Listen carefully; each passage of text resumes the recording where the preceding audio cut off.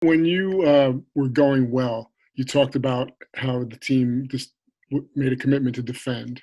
Could you clarify what you were doing well at that time and maybe what you got away from a little bit in four of those last seven games or so? Um, I think for the last seven games, I think a couple of them were just a byproduct of whether it be, a schedule issue or, we got a little bit away from some of the things we had been doing.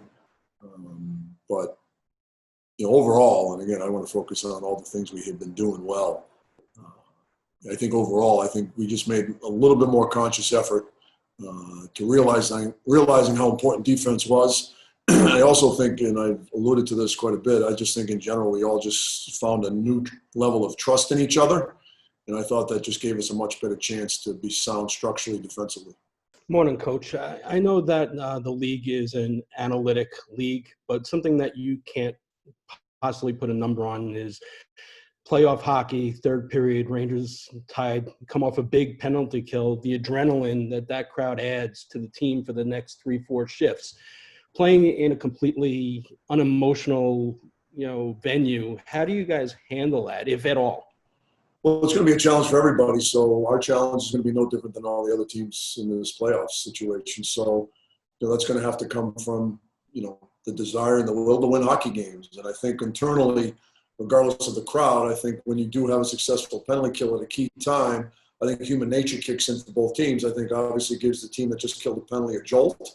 And I think it puts a team that maybe didn't score or generate much momentum off of that kill, it might deflate them a little bit. So, how that power play evolves, you may not score. I think you can also gain some momentum off a power play if you've got a lot of chances and you sustain some zone time and, you just don't happen to score on a power play. There are a lot of things that goes to it. So, I really believe that human nature will kick in on both sides of that scenario. And I don't think the crowd, not having a crowd would be that big of a difference. You've mentioned that the defense was such an important part of the turnaround in the second half. How much of that do you think was strategic or structural? And how much of that do you think you've talked about a lot of the players that you have being offensive-minded guys that at the lower levels, weren't relied on to play a lot of defense. They were scorers, especially the forwards and even some of the defensemen. How much of that was just getting this young group to really buy into it versus the structural, strategic stuff?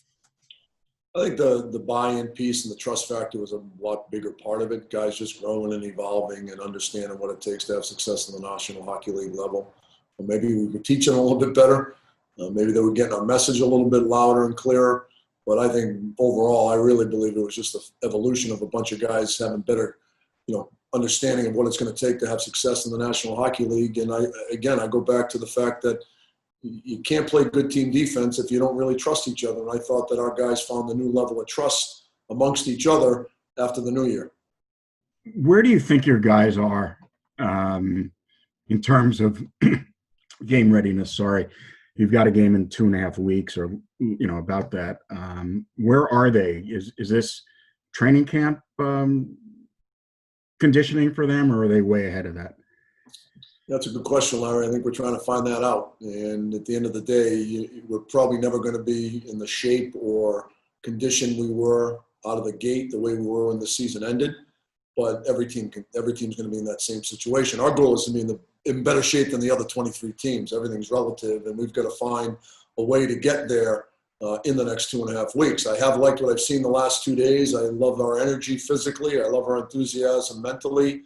Guys are staying. You've got to kick them off the ice here after practice. So there's a lot of good things going on right now. We're going in the right direction, but we have a long way to go. You obviously had a long time to rewatch a lot of games, rewatch a lot of practices. And when it comes to Artemi Panarin, who today gets the finalist for the Ted Lindsay Award, as you rewatch practice games, whatever, was there anything that you saw, any aha moment or anything that you saw that you hadn't noticed or didn't pay too much attention to about his game that enabled him to have the season he had that isn't so obvious to just, the eye as you're watching a game? Well, we've touched on this. When you are third in the league in scoring, lead the league in 5-on-5 points, and you're plus 36. which is a colossal difference between all the other guys that he's measured up against. And you and I have talked about this separately. I think his stats really speak volumes to the type of season he had.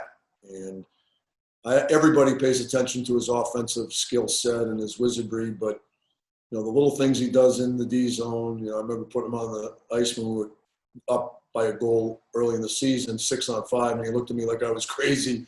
And I thought, well, I want you out there because I know when the puck's on your stick, you're going to do something good with it. So you may not, sprawl out to block a shot, but you're going to put yourself in a great positioning where a puck might come to you. So for him, I think he understood the magnitude of coming to New York, the impact he was going to have on this organization on and off the ice, and he embraced it. He never shied away from it. And, he didn't. Watching those films and watching everything that we did over the break, nothing surprised me because it was something that we all knew here. With Kakko in particular, I heard you say during the pause that when, in your conversations while he was in Finland, that he just seemed comfortable. And the 4-month layoff is essentially, it's like a off season. Do you think that there were particular areas of his game or even his physique or his quickness, his skating, anything that you felt like he really focused on and you through 2 days of practice have seen a difference with?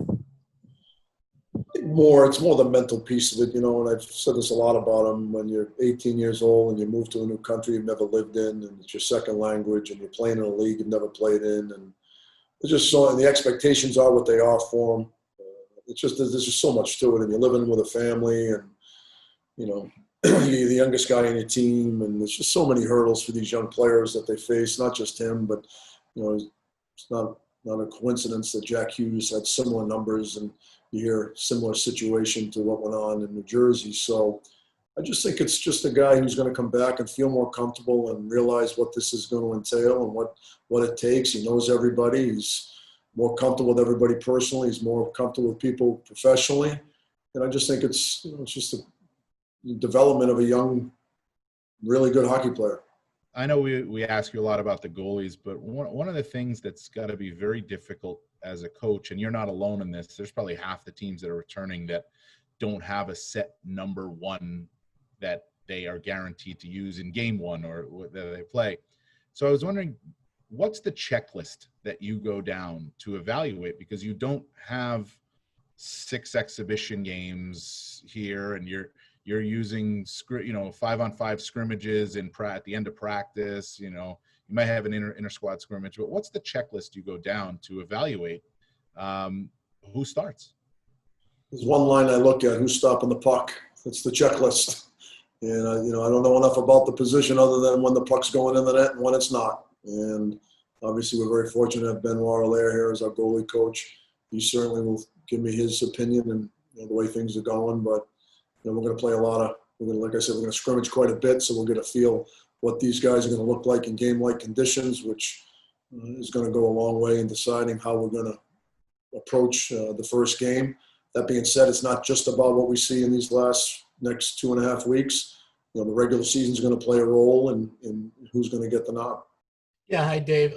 Getting back to Panarin a little bit, you talked a little bit about what he has done on the ice, which we saw, but you also have talked in the past about, what he does for you in the room. So I wonder if you could, he's a finalist for the Players Player Award. I wonder if you could just kind of go over some of the things that he has meant to your team in terms of this season, just as a guy in the room and whatever, on that end of it. Well, you guys know this is a long season, and there were some long, dark days during the course of a hockey season. And one of the things that he does, he comes here every day with a smile on his face, practices with passion and enthusiasm, doesn't have many bad days, if any at all. Guys want to be around him. He's a great teammate. And when you got a guy with that skill set and a guy who's one of the 3 finalists for the Ted Lindsay Award, it's just so impactful in your locker room, especially for these young players.